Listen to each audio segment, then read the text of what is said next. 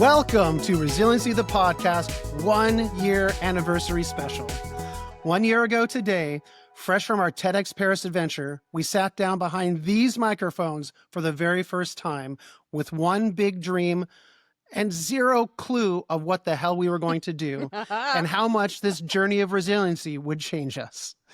In the past 12 months, we've had powerful conversations with leaders, change makers, and everyday heroes from all around the world. We've cried, we've laughed, we've learned, and most importantly, we've started a community of resiliency. So once again, I, Asef Quader, executive producer of Resiliency The Podcast, am back to host and asked our two hosts about the past year, our favorite moments, biggest lessons, and what's next for Resiliency The Podcast. This is going to be a celebration of the year we've had and a vision for the years to come. Let's get into it. Ladies, are you ready? Oh, yeah. Woo, woo. Super ready. Oh, yeah. I'm ready. Happy birthday. Happy birthday, Resiliency The Podcast. Did you guys get me anything? Oh, come Yes. on. A loving marriage. I didn't get that email. Uh, I'm lucky just to be here today. I didn't get that email to get you something. Come on, man. well, I'm happy you came dressed for the occasion, Kelly. Yeah, Thank you underdressed. for the T-shirt. I'm glad we're starting with shame. I think that's haven't been important. yelled Shame, about that. shame. So, Shame. listeners, Well- I used to give Asef a really hard time because he would show up wearing a T-shirt thinking he was Steve Jobs, and I have He had thought one. it was Steve Jobs. I know. And I've had one hell of a time just showing up today, and I'm in a black T-shirt, no lipstick, Not one shred of lipstick. nothing. And I wore a black T-shirt. Let's And get it he's straight. I dressed was wearing a up. black T-shirt. So you got to take me as I am today in wonderful sunny downtown Turkey Point on Lake Erie. Woohoo. Turkey Point. Yeah. Gobble, Dr. gobble. And Dr. Kelly, we will take you as you are every day, all day. And it's a proof of your resilience that you are here with your strong fiber optic internet, because my understanding is it's a warm 40 degrees Celsius where you are, and there's internet woes. Oh, yeah. So thank you. There's nothing like being resilient in hot weather with a Dear. T-shirt. Well, speaking of gifts, we are now launching a Resiliency The Podcast merch store where you'll be able to find Resiliency The Podcast mugs, among other things. There will be a link down below in our YouTube channel. I'm sure there's going to be links all over all our socials and, of course, on the website. So we're excited for that. I hope everyone can go there, get your Resiliency mugs, get your Resiliency tumblers, get anything else we have. We love you guys. We love the support you guys have given us. Please go out there and get something. Yay. So like I said in the intro, this is going to be an episode about what we've kind of learned throughout this past year, what this year has taught us in resiliency. So I'm going to kick us off. I think I'm going to start with Kelly. Kelly. Beautiful. She's ready. She's resilient. Oh, man. A doctor thereof. Yeah. Kelly, Some days I what wonder. guest conversation or behind the scenes moment of this past year has stuck with you the most, and why? Okay, so this isn't going to be the answer that you probably think I would give, but when we started this podcast, it was to showcase the 9 TED Talks that we had done, and we'll get into that a bit later. And then we opened it up to all kinds of people from all kinds of different places.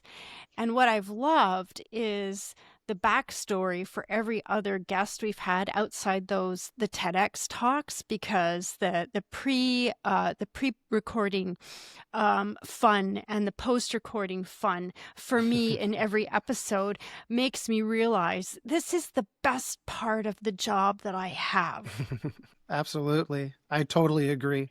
I think the relationship that we've built together is one of my favorite things, especially the behind the scenes moments, how many times we get together and laugh and cry and yell at each other for wearing T-shirts. All of it it's great. I love it. It's really become a passion project for me. This is one of my favorite things that we're doing. Jenn. Jenn? Me? Jenn? Me? Yes. What?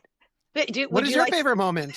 What's your favorite behind the scenes conversation guest that stuck with you over the past year? Well, it's interesting because I would say, like, I agree that a lot of the behind the scenes has been really fun and been really, really kind of sticky. I think I'm an on stage kind of gal. So I really like what has made it out to the audience. And I think that what I'm amazed by is that we can ask a really simple question like, what does resilience mean to you? And I credit Dr. Kelly with really giving us that structure of saying, hey, let's always ask the same thing. And that through the eyes of these different people, we are really redefining over and over resilience, which is what it takes. You know, we talk a lot about resilience as like nature. It has to reinvent itself over and over.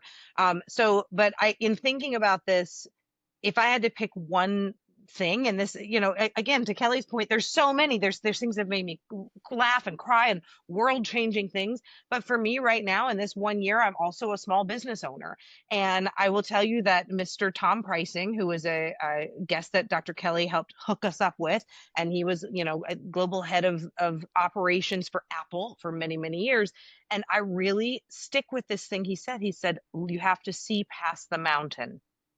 And I feel like every day there's a mountain. You know, Kelly had a mountain today trying to get this going. You know, whether it's a small mountain or a big mountain, it's a mountain. And so the ability to see past that. So to me, that one really sticks out. Yeah, definitely. I loved Tom Pricing's episode. He was really great. And to follow up with what you said about redefining resiliency, I don't think we're redefining anything, but what I do think we're doing is finding all the, what is it, Kelly, 47 definitions, 48 Yep. definitions of resiliency. Yep. We're exploring each one. We're diving into each one, and everybody's resilience story is different, yet all of it is resiliency. So it all kind of surrounds the one topic that we're diving into. It's fantastic. I love it. Like I said, this has been such a huge passion project for myself, and I enjoy every minute with both of you. If I may, since we're discussing, you said, I don't think we're redefining resilience. And I'd love to, can we just like dive in on that? Because to me, I think we are redefining it in a way, and help me, and you know, we can just get into the grammar on this, or how we're actually saying it.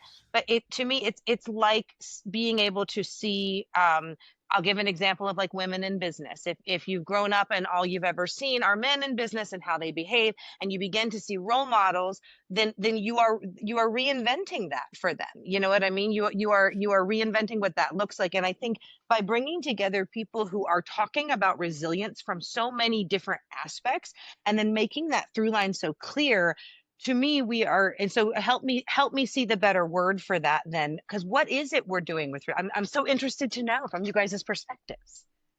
I think we're teaching. I think we're teaching fluency. We are, but you know what? I'm going to stay with redefine. I like words with like resilience, resile. That's the verb for resilience. So we're not going to go academic or anything, but think of like rethink, reimagine, reinvent, you know, all of those possibilities that start with a re. And let's go to the last guest we had, who's the coach for the Studio D. Cynthia McGarrigle-McGarity. Yeah. Okay. So you know what she said to us? She said somewhere in the middle of her podcast, she said, thank you for having me on because you have helped me redefine resilience. I only ever thought about it as grit or determination or pick yourself up, or you've been slapped down and you've got to get on and do it again. To understand that resilience is about love. It's about opportunity. It's about seeing the purpose and the mission and the value. She'd never looked at resilience that way. I think we are redefining it for people. And if our listeners can have that light bulb moment to look at their world through a slightly different lens, we've changed somebody's life. That's the goal. I love it. Let's move on. Oh, Jenn, did you want to say something? Jenn, she opened her mouth. No. Okay. No, I really was. Well, the only thing was I felt something there, you know, like I feel what you're talking about with love and opportunity.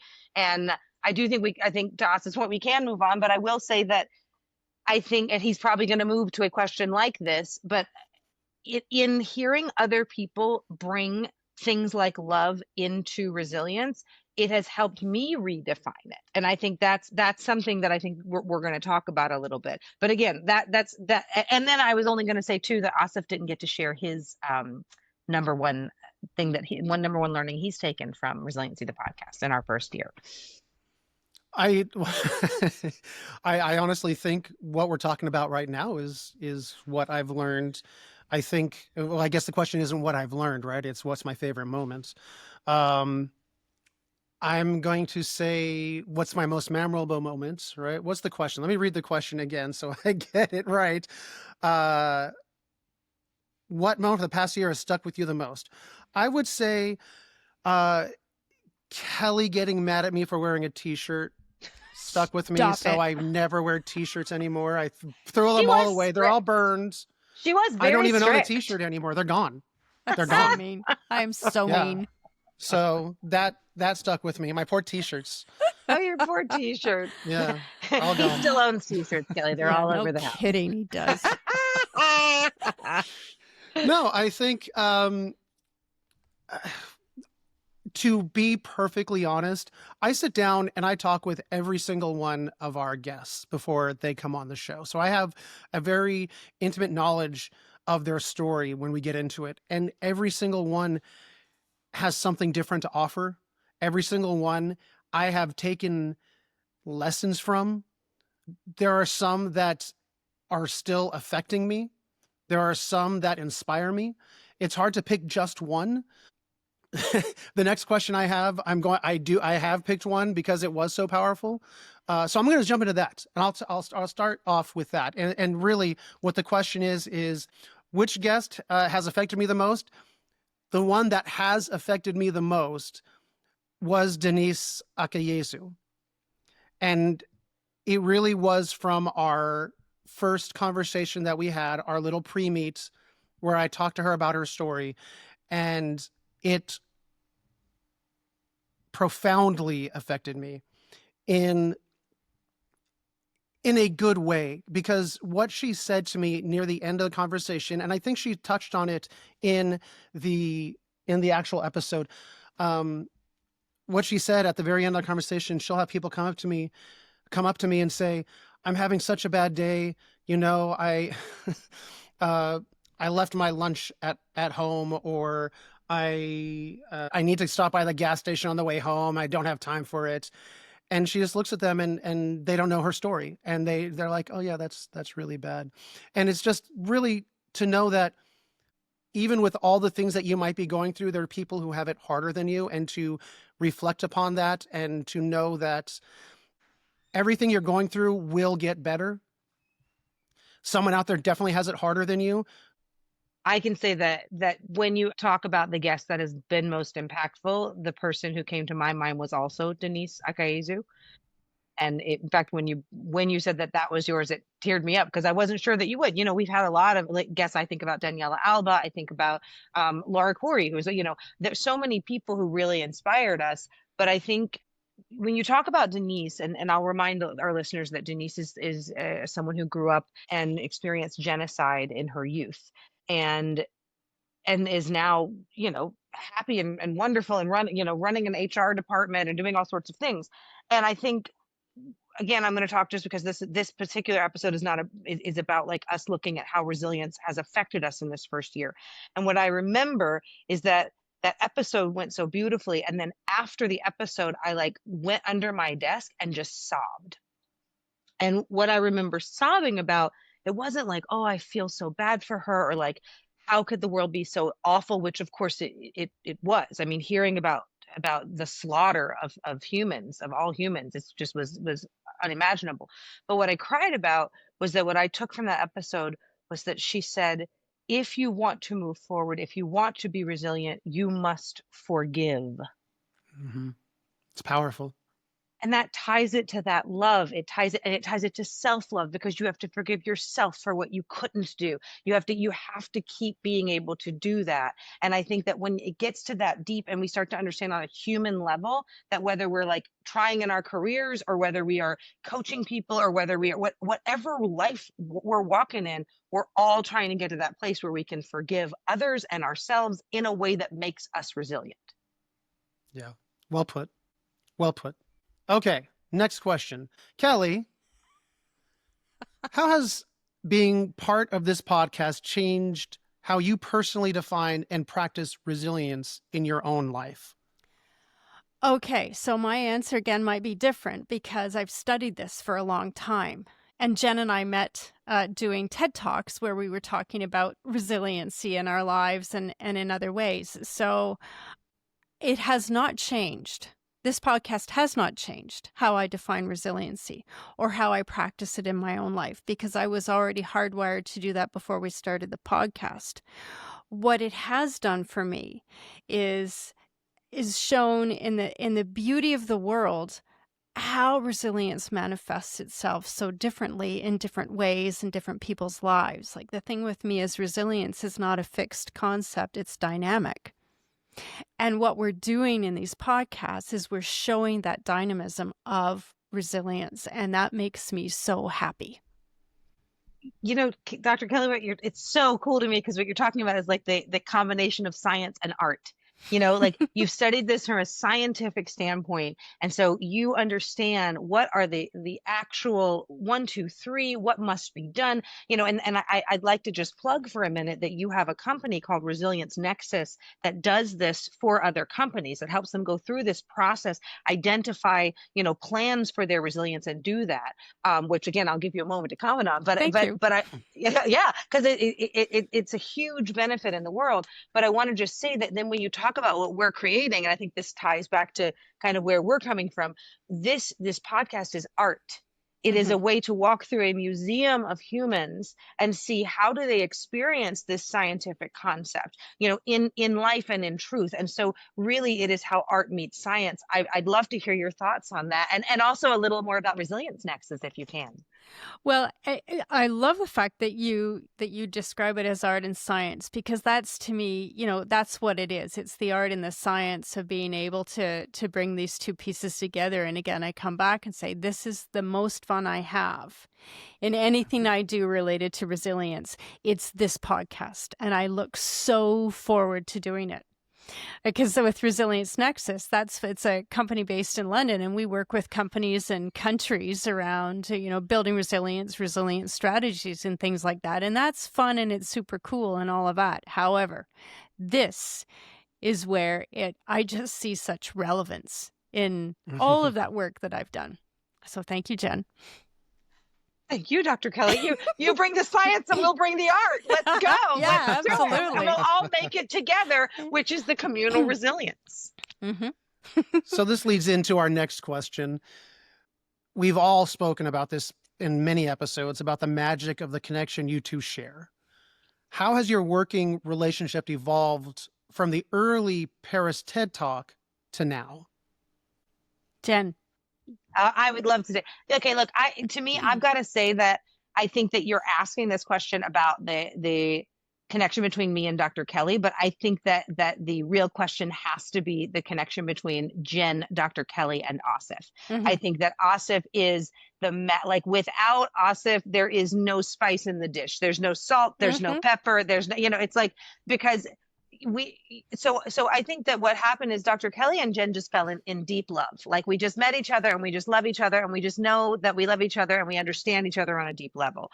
But both of us have some paths we have to walk. This is just, you know, she has a very global path that she is walking. I have a very commercial real estate and finance focused walk that I'm walking, and there are things we have to do. And I think Asef, you bring us together in a way that, first of all, you've lived it. And I think we talk a lot about, like, we started with TEDx Talks, but you started like experiencing cancer over and over and having a bone marrow, like you like physically went through something that taught you resilience on a cellular level. And so you became kind of this sticky glue that held us together. So I would say that in this year, what's happened is we've gone from kind of early dating, just first love, into like, hey, we're in a relationship. Like this is what we do it together, and we understand where we're headed. And that to me is resilience, because it's ever regrowing and redefining. Well, I appreciate that. Thank you. But I think we've all been through something that requires resilience. I think every human has done that, some more than others, but I think we all have our resilience stories. Obviously, you were both speakers at the Resilience TED Talk in Paris, so you have your own great stories of resilience. I think the key here and why we get along so well and why this podcast is doing so well right now is because we have a shared mission. And I think any team that is successful has a shared goal. And that goal for us is spreading the message of resiliency. And all three of us love that mission. We all take pride in that mission. Kelly made it her life's mission to do it. I think that is the reason why our connection is so strong, because we share the passion of resiliency. And I am very thankful for the both of you that we are all doing this. We're all on this mission together.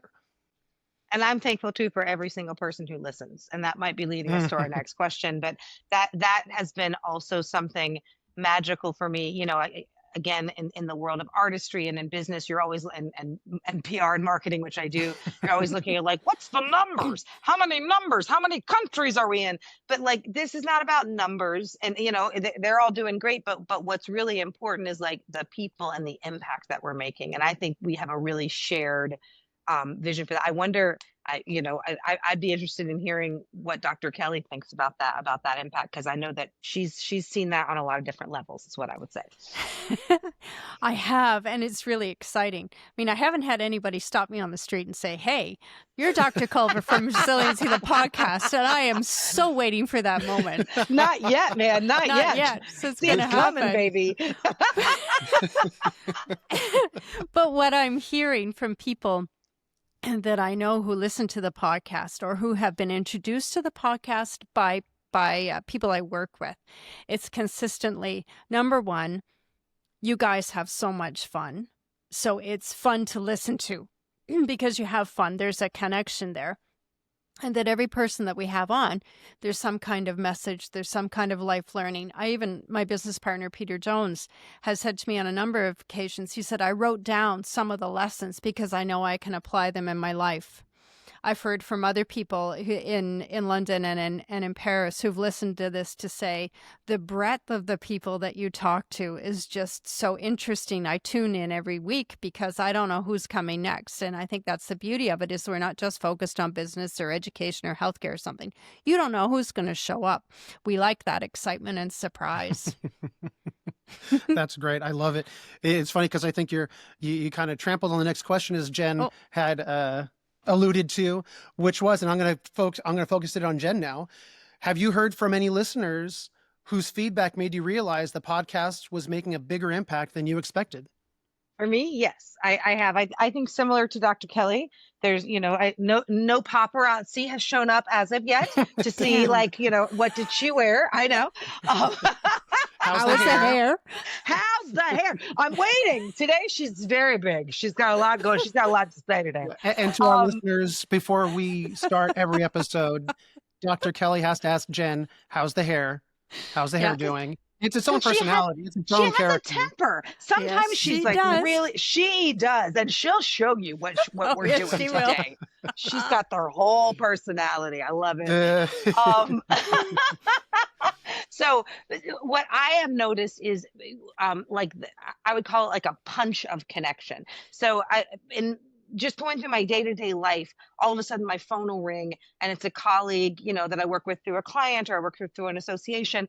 And I answer thinking like, oh my gosh, what might they need? And they're just like, I am listening to your podcast and I just had to call and tell you how amazing it is and how much I'm getting from it. Like the energy that I get from it, people get jazzed. It helps them. And I think it has to do with, again, this art and science, this, there's fun and then there's depth.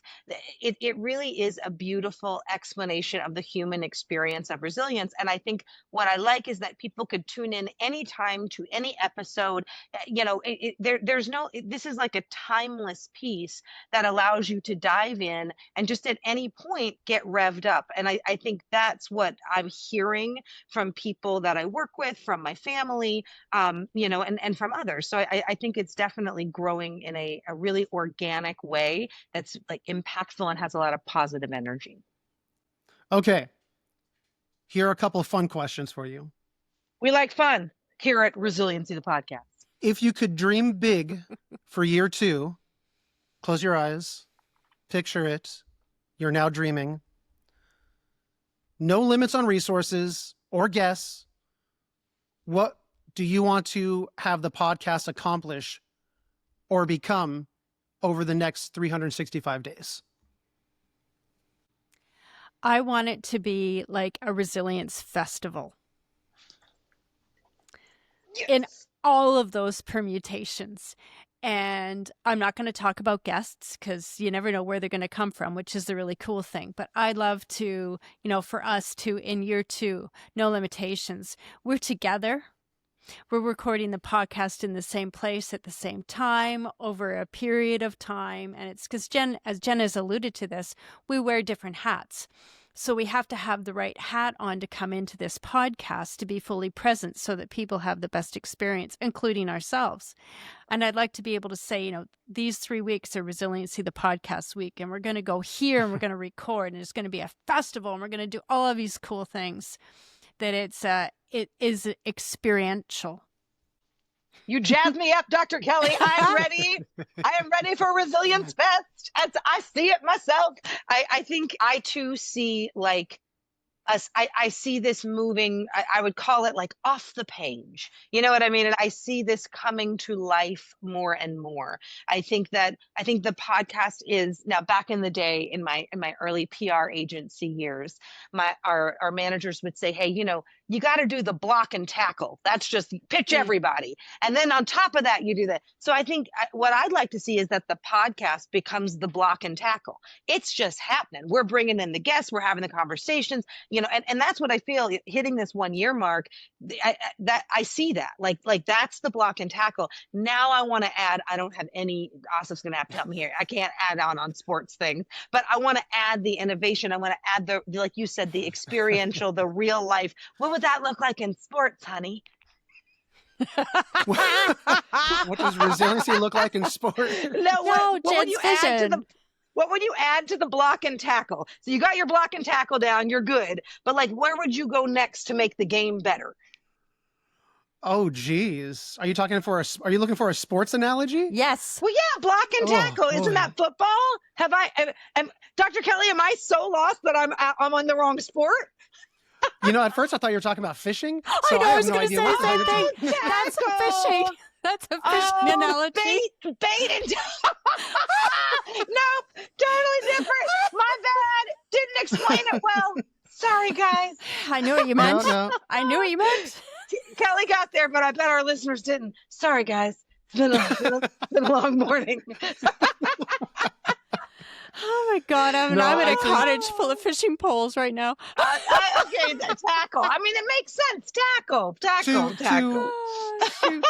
What I think you were trying to allude to is that we are slowly building. We're putting the pieces in place so that we can slowly build a resilience festival. We're off the rails. Yeah, a little off the rails. Are we a little off the rails? Never. No, Never. No. We are so on the track. Well, no more Straight sports. and narrow. We'll stay away No from more sports. Yeah, sports analogies, not Jen's. Not Jen's forte. No. Moving on. Next topic. All right. Another fantasy question. Okay. Wait, I want your answer to that. You're the executive producer. I would really like your vision for the next 365. My vision for the next 365 is to grow what we've started. We've started for 1 year. If you go back to our first episode, which I've done periodically here and there, and compared it to how we have moved forward, it is night and day. You're laughing your head off. Yeah, a little bit. Though I will say, Jenn and I talked about it this morning. The first episode we had, which was Daniela Alba, we recorded 3 different times. Due to technical errors, because as I stated in the beginning of the show, we had 0 clue of what the hell we were doing. So, but we kept at it because that's resiliency. Mm-hmm. True. No, we have grown so immensely from where we started, and I just want to see that growth continue. I want to watch our listenership continue to grow. I want to be valuable to the people who listen to us. I want our guests to feel heard. I want to get to a point where Resilience Fest is a reality. I think that would be amazing. How cool would that be to have just a festival of resilience? I mean, wow, that would be the best.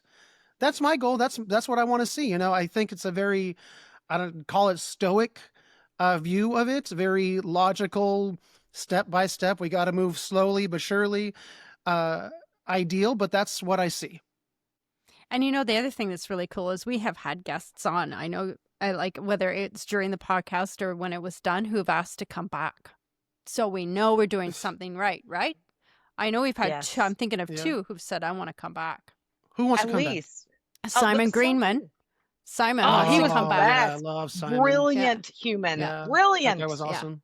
Yeah. If you haven't heard that, listeners, listen to Simon's episode, Simon Greenman. It's all about AI, and it is eye-opening. It is really, really cool episode. If you're into AI or just getting into that world, listen to that episode.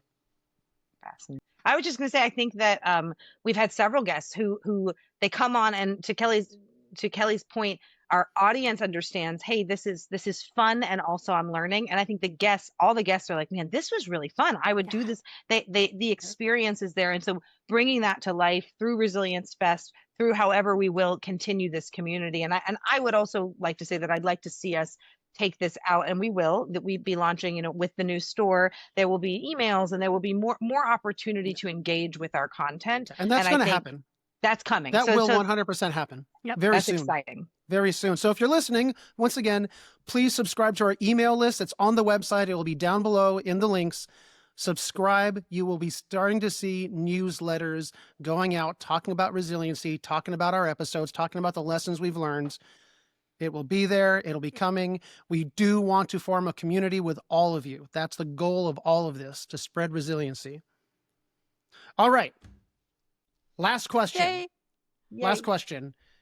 Once again, close your eyes. Let's get into our dream state. I don't care about any roadblocks. I don't care about if it could even happen. I don't care if they are living or if they have passed. Who is a guest that you want to have on Resiliency, the podcast? Okay, so someone who is not living, I would have loved to have been able to talk to Nelson Mandela. And someone who is living, I would love for us to be contacted by someone who tells us this podcast has so profoundly changed his or her life that we could have them tell their story. Oh. Are you listening, guys? Send us an email. Yeah. Let us know how we've affected you. For me, you threw me a curveball with that, not living. For not living, it would be the great and wonderful Maya Angelou. I think that her words and her presence and her faith and all of that was the epitome of resilience. For living, and this is interesting because she has told her story a lot, but I've thought so much about her. She inspires me so much. And her name is Sulika Johad. She's a motivational speaker and a writer and a journalist and someone who journals. And she's the wife of John Batiste, who's a famous, musician, etc. She has had a really public battle with cancer that she's continuing to face. And yet she also has this ability to kind of move through in a way that's really magical. I'd love to see someone like that come and have a conversation with us. That's great. Asef, make it happen. I think for myself, it's funny. I just threw the not alive part in there willy-nilly. I don't necessarily. Not alive is hard for me because I did think of one that's a little bit weird, but I think would make a fascinating episode, and that would be Trey Parker and Matt Stone. Awesome! Oh yeah, dude, will you guys come on our podcast? That would be so awesome. I want to talk about Book of Mormon. I think those two guys would man. make a fascinating episode, and I just love how they stick to their guns and what they believe, and I really do appreciate people who do that in an entertaining and I want to say educational way. I don't know how educational it is because it is kind of off the walls stupid at times, but it's fascinating. I love it. And as writers, I enjoy how they write. From not alive, I think it would be very interesting to talk to someone like Tolkien. I'm a big nerd. I love Lord of the Rings, and I think talking to him about writing and the things that he went through to write that book would be fascinating. It's not the most entertaining thing. I think someone would find it very entertaining. This guy. I feel like his podcast would be like 7 hours long. You would His be. books are pretty long. In 8 installments. In 8 installments, exactly. And you need a new language. You need a new language to understand it. There'd be a key. Yeah, and we'd make them into like 12 movies, and we'd make billions of dollars. Hey, now listen. Resilience in a circle, guys, in a circle. Oh, my loves. I'm just gonna follow up with one last question off script. Not that there's a script. What's one last thing that you guys would like to get across to our listeners for year 2? What do you guys want to have our listeners learn? Why should they listen? What's going to happen? What do you think? Jenn? I want them to know we're always there for them. I want them to know that, you don't have to listen every day. You don't have to we're not upset if you haven't watched every episode. We all have lives and other things we're doing and things we're driving forward. Pop in when you can. I had a great person tell me once, Jenn, you can't get to everything all the time. Just be exactly who you are when you're able to show up. I would love for that for our listeners. Join us when you can. Open an email when you can. Listen once in a while when you can. We'd love to be a part of your life in any way it makes sense. Kelly? I'd like people to find a spark in something that they hear that helps set them on their path. I love that. That's great. No follow-up from me. I think you guys nailed it. We just want to keep the resiliency movement going. So please join us, everybody. Please sign up for the emails. Sign up for subscribe to our podcast. Sign up on YouTube. Go buy a mug. Your cup of resilience. That's right. Exactly. Jenn, tell people where they can find you. Oh, please, guys, you can find me anywhere online at Jenn Quader, JENNQUADER, and then my company, The Smart Agency, and Resiliency The Podcast, of course. And Dr. Kelly, where can people find you? They can find me at culvergroup.ca, and they can .ca because Canada. That's our gal. Here we are. Are you the princess, queen, ruler of the Great White North? Empress. Today I'm an empress in a black t-shirt. Yes, in a black t-shirt. I'm an empress in a t-shirt. So I think, by the way, I'm going to add a black Resiliency the Podcast t-shirt to the merch. I think we need to get a black. Yeah. You must. Yeah. It's important. You know what? I'm going to go back to our question of what do I want out of the next year? I want everyone who is a rabid Resiliency the Podcast fan to fall in love with black t-shirts and wear one in honor of Dr. Kelly. That's what I want. Dr. Kelly! Yes. Oh. Maybe I should get a t-shirt that says, Dr. Kelly doesn't want me to wear this t-shirt. I'd buy that. Yeah. Oh, dear. Okay, well, we're officially off the rails, guys. That is our first year in the books. Thank you for listening. We do have a lot more in store for the rest of 2025. We actually have a lot of great episodes that are coming up that I am very excited for you guys to hear. We're going to be going strong. We still have no end in sight. We want this resiliency movement to keep going. We love you guys. Please tune in again 2 weeks from now. We'll have another great episode for you. Be happy. Be resilient, stay strong, go out and help someone. There's someone out there that needs help, who needs to find resiliency. Help them find it. We love you guys. Bye.